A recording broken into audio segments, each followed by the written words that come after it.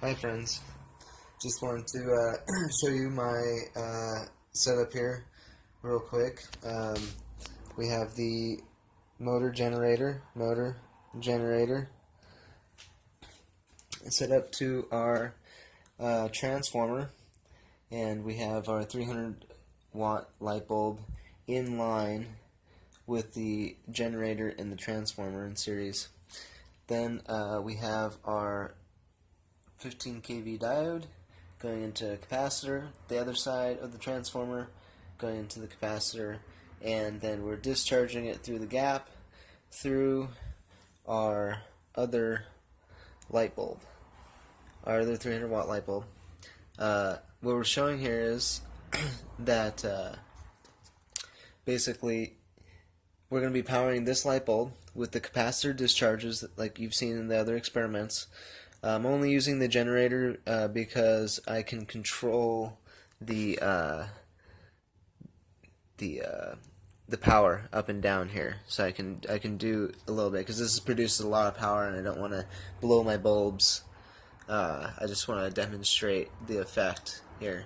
So basically we're going to be powering this bulb with the energy that's coming from this generator, then from the reactive power that's coming off of the switching mechanism with the diode in series with the capacitor, and the transformer sets up a resonance.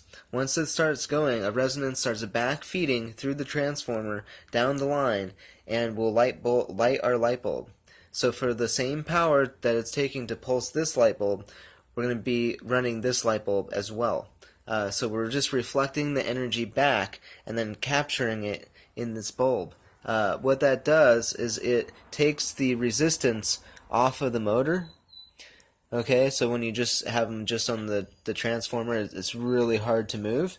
This one is a lot easier to move, even though there is still some resistance. This is just to show kind of the principle. And so what we're doing is we're taking the reactive power, discharging it. That discharge is creating a resonance between the capacitor and the transformer, and that backfeeds, because it's got nowhere else to go, it backfeeds back into the secondary, into this light bulb, instead of backfeeding into the motor and creating back EMF.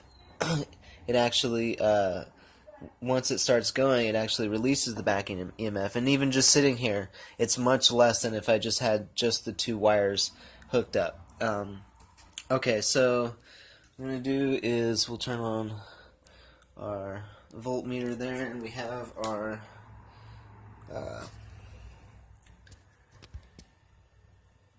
oscilloscope reading. So what we'll do is we'll just start it up. Okay, and what you'll see, is this light bulb will go off. You'll see the spark gap going, and then this bulb will start to run from the energy going back. But it takes a second, so you can see how this energy is going, and then it starts to backfeed, and then you can see this one slowly start to glow, and then you'll see it pulsing positively with the pulses here, and they'll start to match. So let's get it started. So you see how it's slowly starting to go.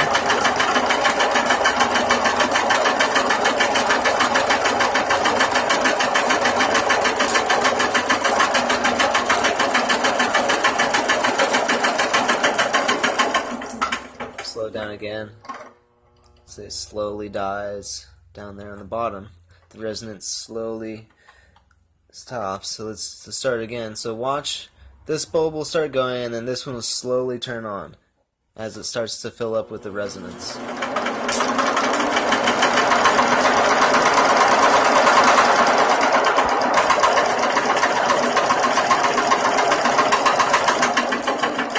Okay, so let's see.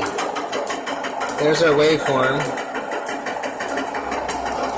and I have a 2000 volts lead on there, so it's for every 1 volt's 100 volts. So we got about 100,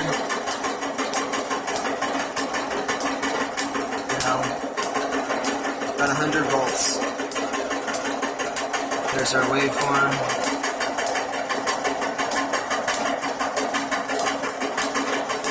So you can see the pulse coming back.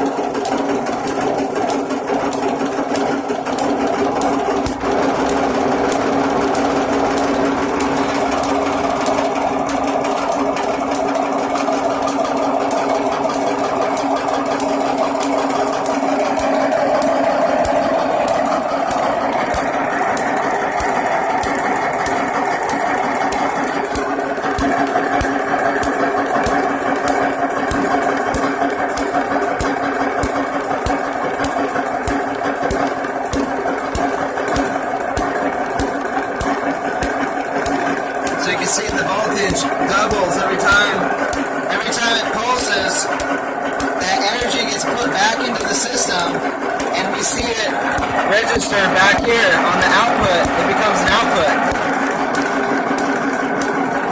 Okay.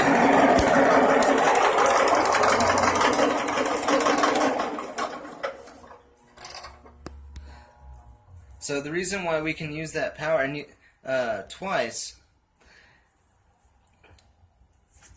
is because the pulses coming from the capacitor are out of phase with the energy coming in. They're 90 degrees out of phase, so they don't interfere with each other.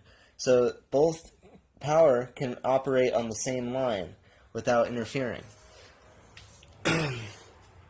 So you'll notice that this is coming directly from our power source, this wire here, which is our generator. This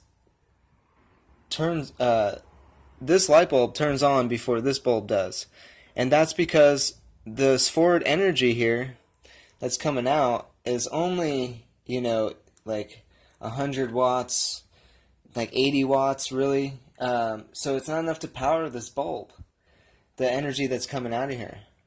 But once the resonance gets set up between the capacitor and the coil, and this and the spark plug discharges, it sends a pulse back through and lights this bulb, even though it didn't have the power to do so with the amount of power that's coming out of here. So to get them to light to what they were doing, we'll say 30% brightness on there. On a 300 watt bulb, so it's like 20 30 watts. I don't know, but anyways, so I thought I'd show you guys that how the light bulb lights up after it's been running for a few seconds, and then it kicks on. When I run that light bulb with this, it takes about 1,000 watts of input into the motor here to run this light bulb at full capacity.